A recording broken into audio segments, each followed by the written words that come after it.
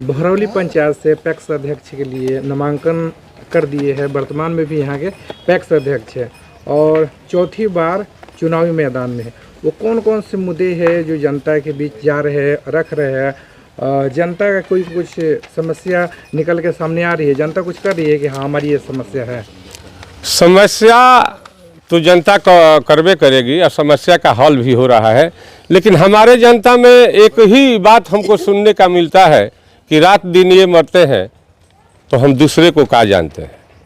सबसे बड़ी एक हमारी यही उपलब्धि है कि हम जनता के साथ रहते हैं, रातों दिन सेवा में लगे रहते हैं और हमारी जनता उस बात को बोल रही है। जब पहली बार आप चुनाव जीते भरौली पंचायत से पैक्स अध्यक्ष पद पे, तो यहाँ के पैक्स की स्थिति क्या थी? कुछ नहीं, झोला में चल रही थी। आपसे तो हमने बोला है कि हमारा पैक्स 2009 के पहले एक झोला में चलता था और सारे सदस्यों से साइन करवाया जाता था। इसके पहले कुछ इस पैक्स में नहीं था, न खाद न बीज न किसी तरह की बातें नहीं थी इस पैक्स में। अभी जब जीत गए उसके बाद से कैसे कार्यकाल चल रहा था, क्या क्या मिलता है? अभी हम लोगों के यहाँ मतलब कि एक चावल गेहूँ का मिलना है और दूसरा खाद मिलना है, ट्रैक्टर है तो खेत का जुताई कराना है। बहुत सारे प्रत्याशी है ये कह रहे हैं कि राशन में जैसे चीनी मिलता है, किरासन मिलता है, क्या ये पैक्स? ना किरासन तेल तो मिलता था तो वो सरकार ने बंद कर दिया। चीनी कभी नहीं हम लोगों के समय में मिला है। तो क्या ये लोग जनता को गुमराह करते हैं? जो हाँ गुमराह, ये लोग गुमराह कर रहे हैं जनता को। कोई बोल देता है कि हम इतना किलो बांट देंगे। अरे इलेक्शन में के ये ऐसा प्रत्याशी है कि हम ही से हारा है और हमसे ही गेहूँ मांगता है अपने लिए।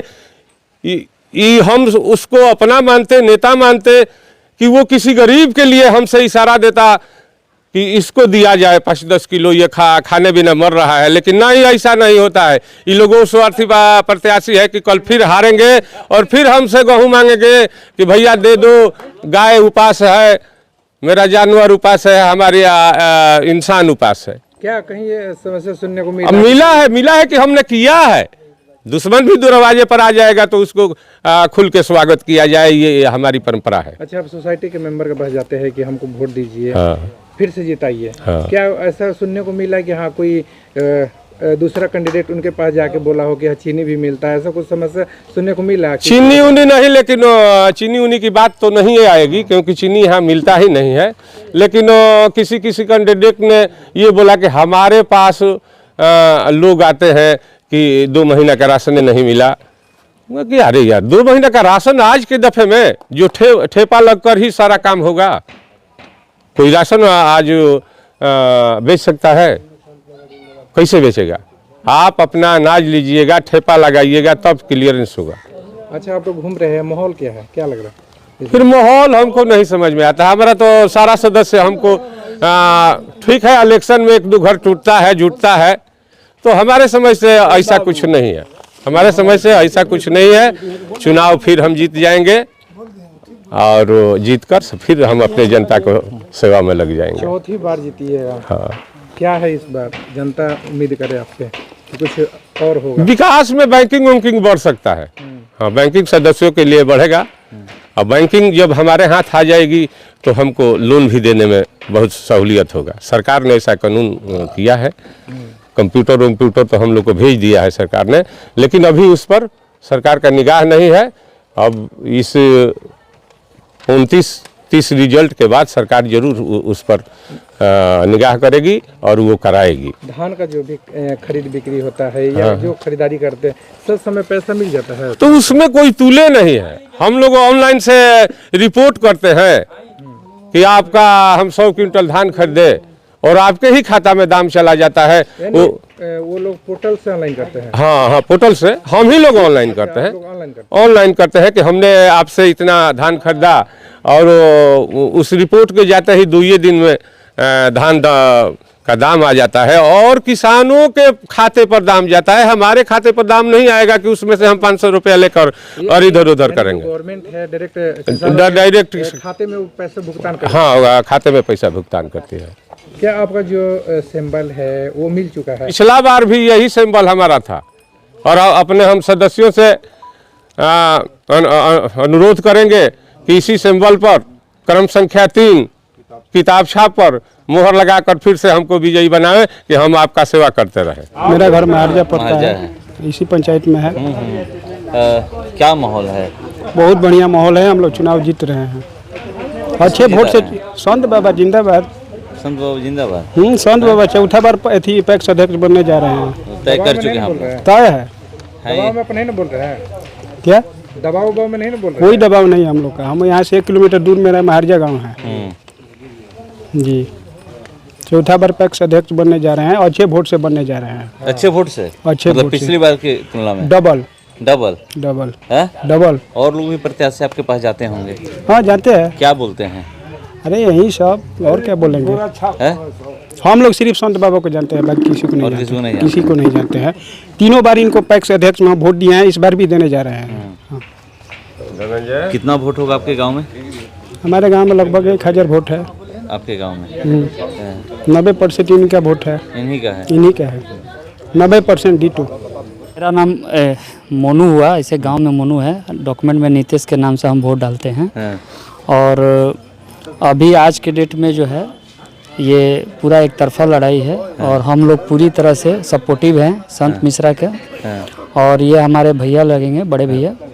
और किस आधार पर सपोर्टिव है? सपोर्टिव यही है कि देखिए इनका दिन रात का जो सेवा होता है, सुबह से इनका, अगर हम जब से होश हुआ है तब से इनका स्टार्ट से ही हम देखे हैं कि ये अपने घर पे कम सुबह 5 बजे उठेंगे, ब्रश करेंगे, उसके बाद ये अपने 4 गांव में घूमना चालू कर देते हैं। कहीं पर भी घटना दुर्घटना होते रहता है, समय समय पर परिस्थितियां चेंज होते रहता है हर गांव में।